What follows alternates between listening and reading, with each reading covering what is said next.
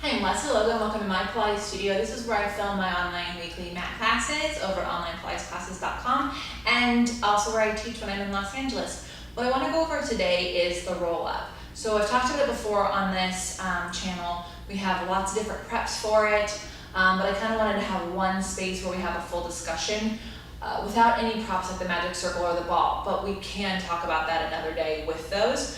Ideally, you have a strap like I do, and a weighted pole.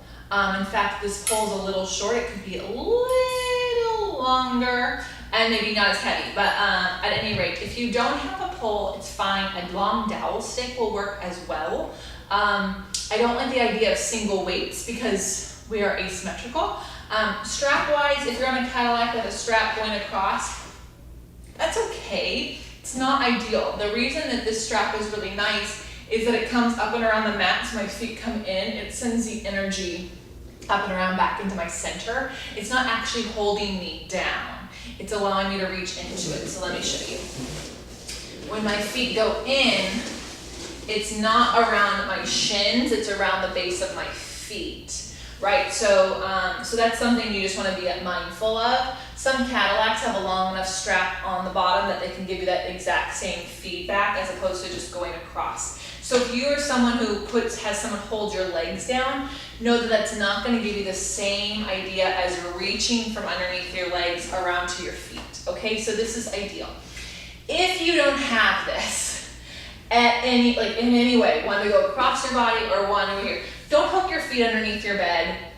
That's just going to actually activate the quads in a different way. I would say use a magic circle, and you can check out my magic circle playlist for how to do the roll-ups with the magic circle. It will help you turn on your seat and then get rid of it and just do without anything rather than trying to make shift something, okay? So a weighted pole is great. If you don't have it, don't use anything, that's fine too.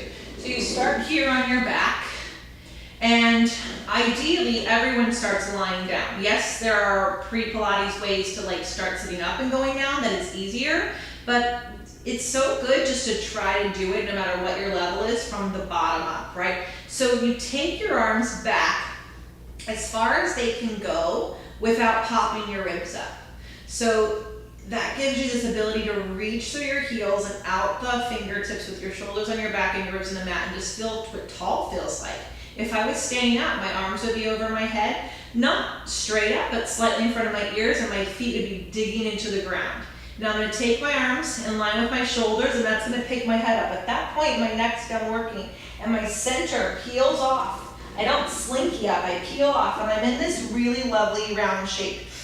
Now you only want to come as far forward as your strap stays taut. So you don't want to do that where the strap gets loose and you move your butt, okay? So let me do that again. You could probably hear my seat on the mat. You want to come up. It's not about sticking your butt behind you. It's continuing to reach your lower back through your heels and your mid-back to your fingertips. And now you're going to pulse 3 times. 1, and you can pulse as far forward. 2 and 3 as you can keep your reach through your tailbone to your feet, right? So it's some people, it's here. 1, 2, 3. Other people, it's way here. 1, 2, 3. And the amount of obliques that requires is insane. I feel it here, not just rectus. In fact, Pilates isn't going to build your rectus abdominis. It's going to make your transverse abdominis and your low belly and your obliques work a lot.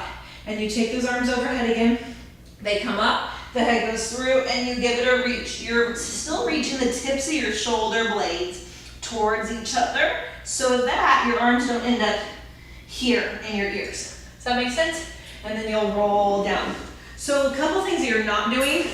You're not bringing the arms down to roll up. That's cheating. You're also not sitting up tall, rounding forward, sitting up tall, and rolling back. You literally are a wheel. Okay, it's just you're rolling like a ball with long legs and long arms. Pull, reach, and reach, and reach. So you can do 3 to 5 of those in your practice. If you're new to Pilates and you want to go up to 10, it's fine. but I would really focus on the quality of the movement and not the quantity. And again, you're trying to stretch your body in two ways.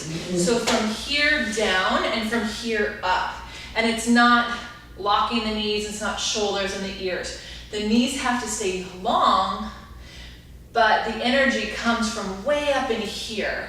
It feels really good. It shouldn't feel like pieces of your body. When you start to get it, you'll start to feel like you are one of those like bendy sticks, but not a slinky, right? So you can bend you this way, and you can bend you this way, and you can be straight, but you're not sink, arch, right? I hope that makes sense. If you have questions about the roll-ups, please comment below. You can experience how the roll-up helps your whole mat practice in my weekly mat classes over on onlinepilatesclasses.com. It's only $5 a week. You can take class as much as you want. And also, you can do the roll-up with several other props. So be sure to check my other playlist out with the props. And if you have a question on how to use a prop, comment below and I'll make a video for you. All right, I'm Lesley Logan. Thank you so much for watching. Have an amazing day.